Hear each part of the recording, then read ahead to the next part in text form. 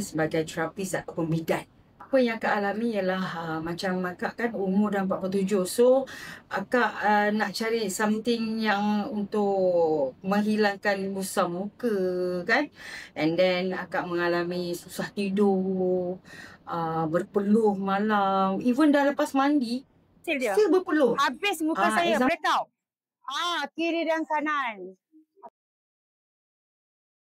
akak alami sampai akak pergi klinik, doktor bagi tahu itu adalah tanda pra-menopause. Tapi semenjak saya berjumpa dengan seseorang ni, diperkenalkan saya satu produk iaitu Oraglow.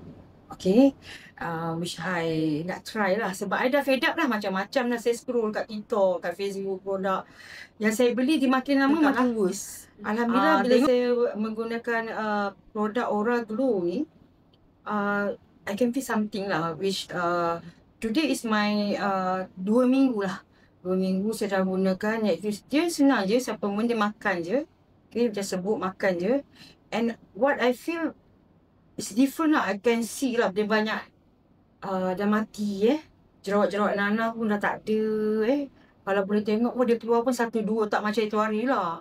Macam cendawan tubuh penuh ni, dahi-dahi tak payah cakap lah. Memang orang cakap ngeri dah, kenapa muka kau macam ni kan, tua-tua keluar jerawat. Because one more thing saya nak sharing. Saya kan dah masuk 47 years old. And then saya dah masuk era ke pra-menopause, di mana saya susah tidur.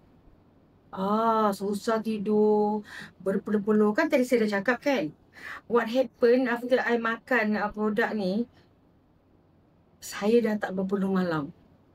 Balik kerja saya mandi, dah tak ada peluh. Kalau tidak, ya Allah, saya rasa macam kipas tu nak letak kat depan muka. Menitik-nitik peluh. And then lagi satu ialah bila saya letak kepala kat bantal, saya memang dah sampai bulan. So kalau makan Oraglow ni, saya senang tidur, letak kepala dah sampai bulan. And then dah tak berpeluh. One more thing ialah saya punya mood.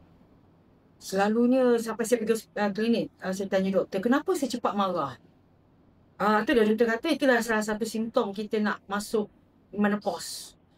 Sekarang okey lah, saya punya mood pun tak swing, saya masih boleh bergurau. Tidak saya macam muka macam monyok dengan kulit muka macam ni kan.